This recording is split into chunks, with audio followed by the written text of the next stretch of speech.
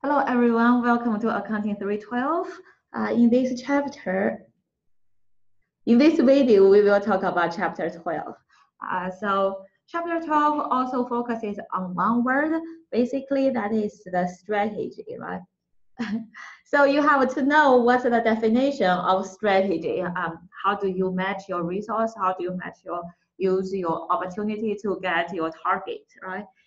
And then you also need to know there are two main types of strategy. That's kind of a common one. We said it's product differentiation strategy. The other one is the cost leadership strategy. So you have to know the detailed information for product differentiation. We basically provide unique and superior service or the products so that we can sell at a higher price, and then we have loyal customers. For the cost leadership, we said that you want to sell at a cheaper, but you don't want to really bad quality. You still want to have very decent quality, but our competition advantage is we sell at a cheaper compared with our customers. So we said in order to get the cost leadership, how do we decrease our cost? In chapter 13, we said, in order to get your target cost, you have to do value engineering. So to get the cost leadership strategy, we have to do re-engineering, right? So re-engineering. So maybe one time of the engineering is not enough. We have to keep engineering our process, the whole entire parts of our value chain, keep redoing, re-engineering to decrease our cost, to still have a good quality, and then, to decrease the waste, improve quality design, all the parts to make our customers happy. Okay. I forgot that thing is before we talk about the different strategies or the whatever the detail, we also have to do the industry analysis, right? So that I guess you first want to know the industry. You want to first know your competitors before you really think about your strategy. So to get the industry, which industry has more profits, which industry has lower profits, there are 5 factors. Basically, we said first 2 are about the competitor. One is your current competitor, and then how about the potential competitor? And then how about the similar products? And then what is your bargaining power with your customer and then with your suppliers? So those are the 5 parts of the industry profit analysis. So got our strategy definition, got the 2 types of the strategy. How do we measure our strategy, right? How do we measure? You have a good plan, but you have to measure it.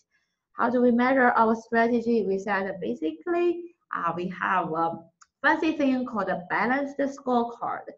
Why we call it a balanced scorecard? I guess using the card, you can score each one you did it, yes or no, you get some points. And then it balances the long term with the short term. It balances our financial part with our non-financial part. So there are 4 perspectives of the balanced scorecards. And one of the main goals in chapter 12 is that you have to know the measure for each perspective. So our ultimate goal is always the financial part, right? As I say you are the student, your ultimate goal is always how many points you can get. What's a grade letter you can get, A or B or C or D, right? For our company, what is the dollar amount? What's the revenue, profit, return, what is the cost? So related with our financial, you should be good at this, right? This is your financial accounting, journal entry. So what can be measured in your balance sheet, income statement, those things will be our financial part. Then you will say, hey, how do we get money, right? How can we improve our financial part? Who gives you money? It's the customer and the market, right? So if you have a lot of loyal customer, they will buy your products and then they will give you money. You will increase your market share. You have a loyal customer. And then how can we make our customers happy? If you provide low quality with a higher price, you think customers are happy with you? No, right? Customers, they want to have good quality with reasonable price. How can we make sure that happens? We have to have a good daily day-to-day operation. We have to make sure we have good innovation, we decrease the cost, we have good customer service, after the sales. So that is our internal business, so which is our daily operation. So once we have a good operation, like every day you study, you work hard, that is your daily operation. So how can we have a good daily operation? You need to have people to work for you. You need to have a good supportive system, which is our learn and growth, right? Learn and growth perspective. So basically you have the employee and then you have the system, right? Information system. I think financial part not really hard, customer not really hard, learning and growth not really hard. The main things are focused on like, you have more measures in the internal because this is your daily operation. The textbook separated it into 3 parts. One is even before you have operation, you kind of have the innovation part, like what's the new products, what's the patent, And then it's kind of talking about your operation every day. What's the breakdown time? What's the defective rate? Are you delivering on time? So those are the things of your daily operation. And then we also say there is also post-sale. How about the customer service after your post-sale? So we said that it's not clear, but this is your PowerPoint, page 7. This is the main slides. I want you to try to read. Some they are very easy, some you think kind of a little struggling. So I try to test you, the very natural one, but we also want to be prepared for the CPA exam, CMA exam. So I think you should know all the items there. As I say, if you think it's harder, then try to highlight those ones, and then for the exam, you can just focus on the harder ones. Like some revenue, you don't need to even look, you know that one. Employee education, that's definitely related with your employee. So I would say customer service, customer satisfaction, those are also with the customer. I would say maybe the internal, you want to read each one, and then technology, so those are the things with your each measure of your balanced scorecard. Okay. Okay, so that's the main one, right? So what is the next one? The next one talking about how can we link our strategy? How can we link our strategy to our real output, right? To our real change of operating income. So how can we know we really implemented our strategy properly? So we said from last year, your operating income was $100. And 2019, you thought, hey, you have a cost leadership strategy.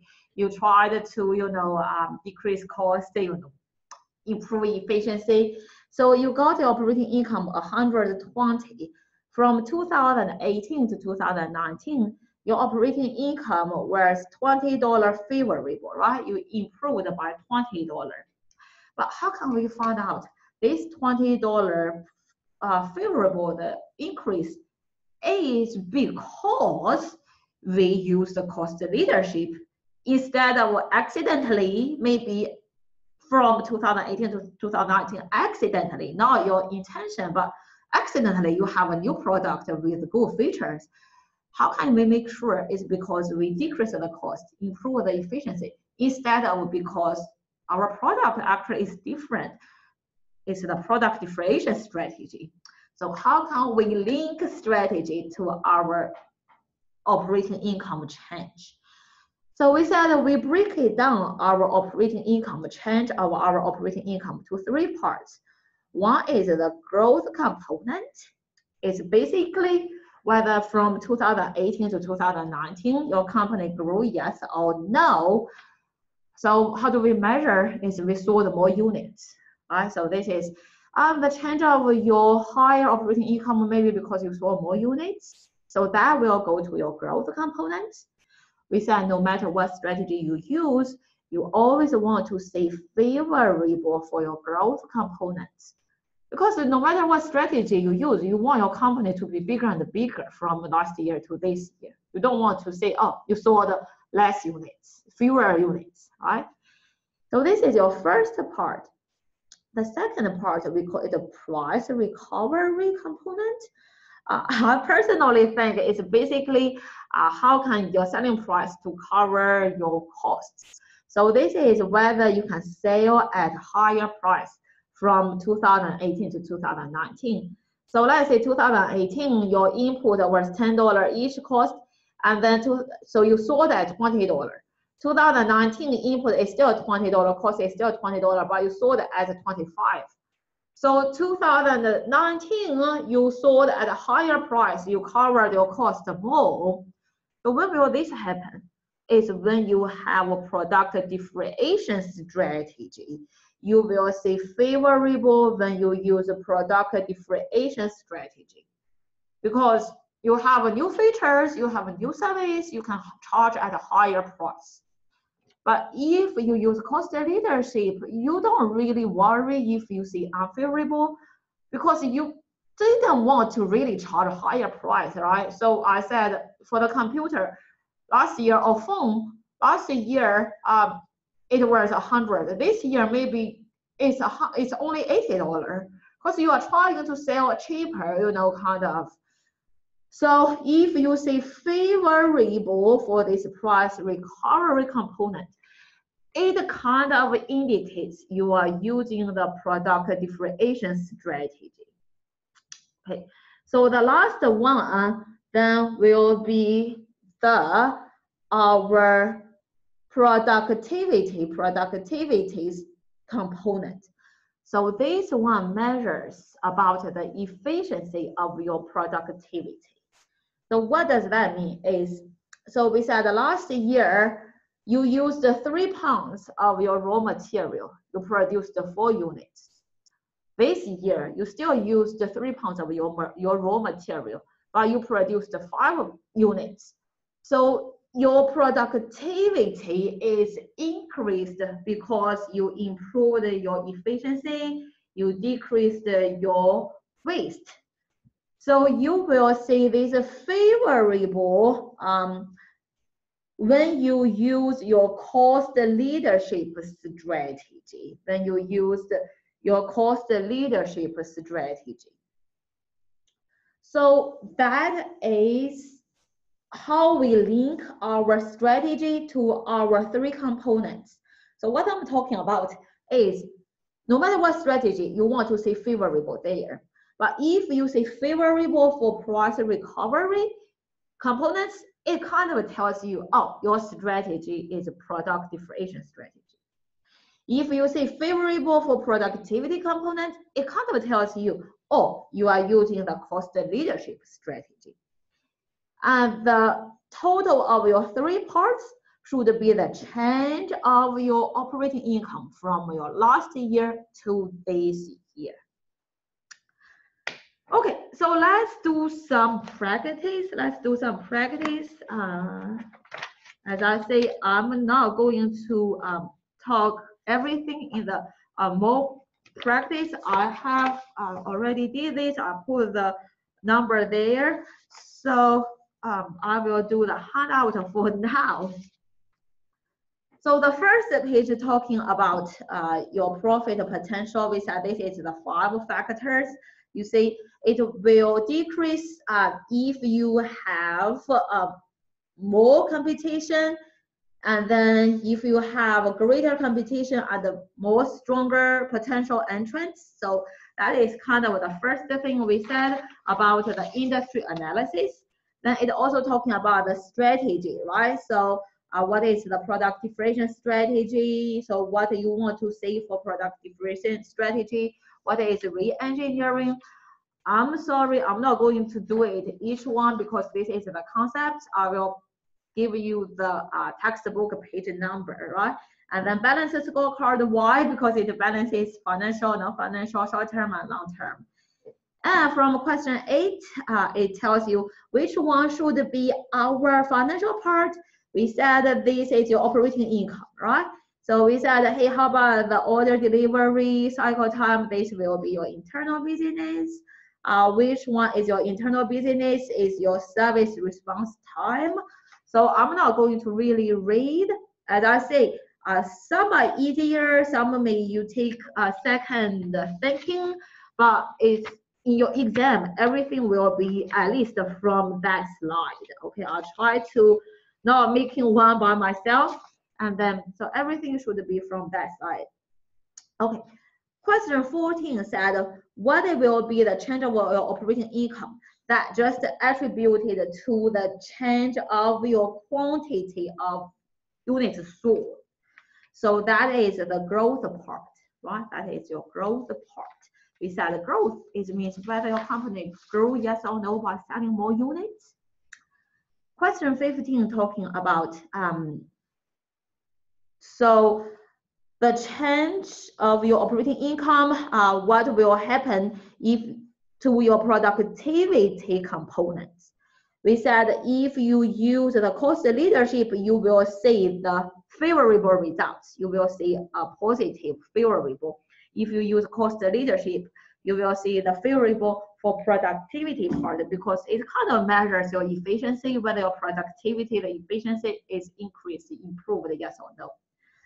Question 16, talking about the price recovery. Basically, you will see favorable if you sell your product at a higher price, right? Then the next one, talking about what will happen if you use cost leadership. With for cost leadership, you definitely want to see favorable for growth. We said no matter what strategy you use, you want to see favorable for the growth. But then you also want to see favorable. Remember, cost leadership, you also want to see favorable for productivity, So that gives you the answer C. That gives you the answer C. Okay, I think the last one, question 18, is the main one. So what I want to show you is that you have the operating income from last year. You have the operating income from this year. So we said that the change from your last year to this year can be broken down to these 3 parts.